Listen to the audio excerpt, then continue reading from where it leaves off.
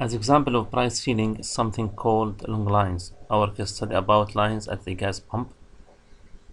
As we discussed in 1973, OPEC raised the price of crude oil in world markets. Crude oil is the major input in gasoline, so the higher oil prices reduced the supply of gasoline.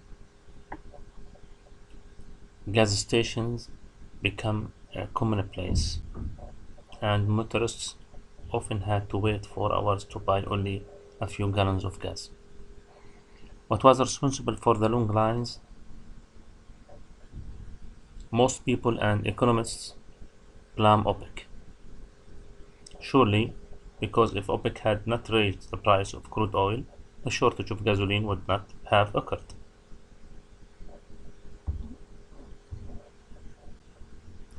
Figure 2 shows what happened.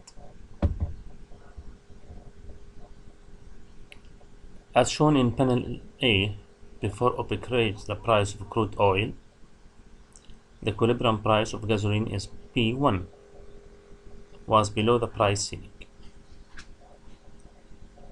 The price regulation therefore had no effect, not binding.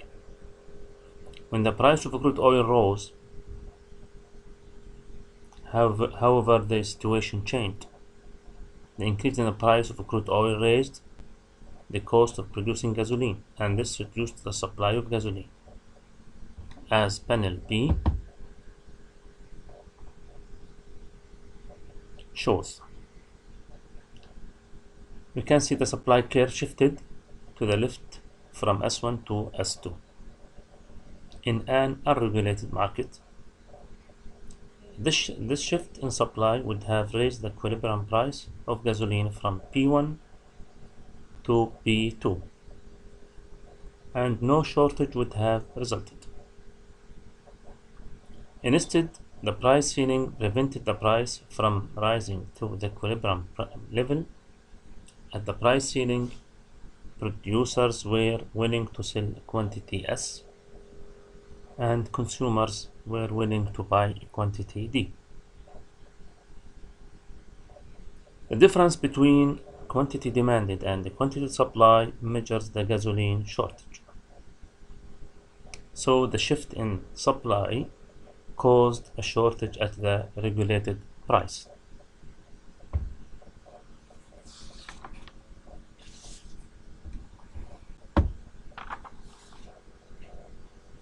Second case study, rent control in the short run and long run.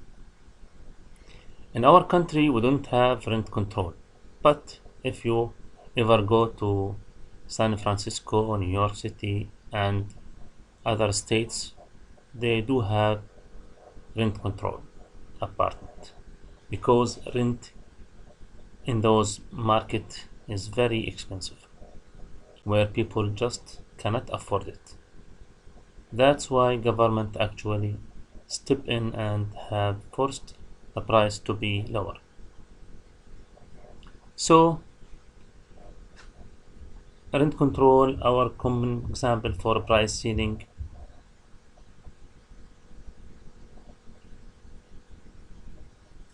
And we have to know that economists often says that it is a highly inefficient way to help the poor raise their standard of living.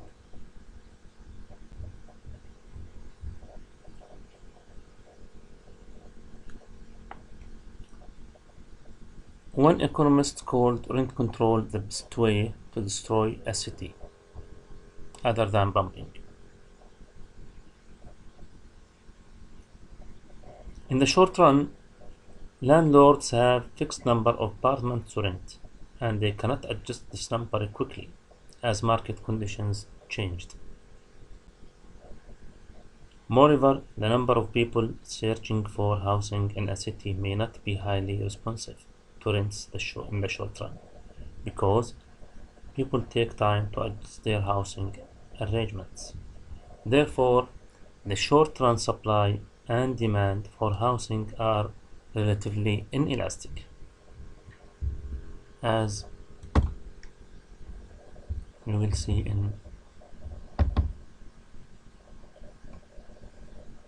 Figure 3, panel A, shows the short-run effects of rent control on the housing market. As with any binding price ceiling, rent control causes a shortage.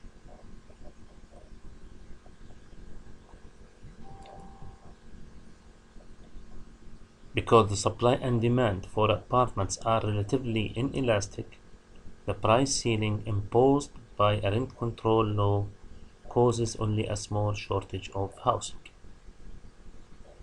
In panel B,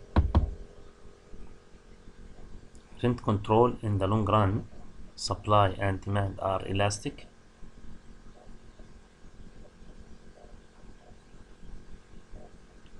Because the supply and demand are elastic, rent control causes a large shortage.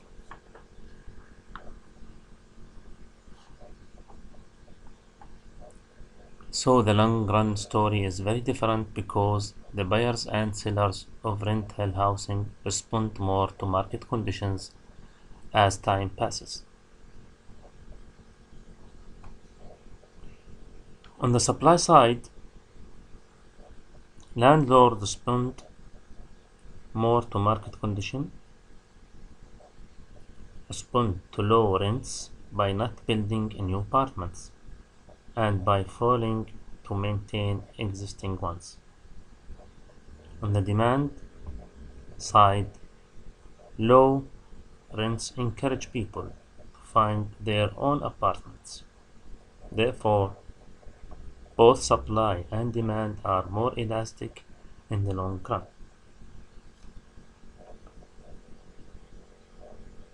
So this slide illustrates the housing market in the long run.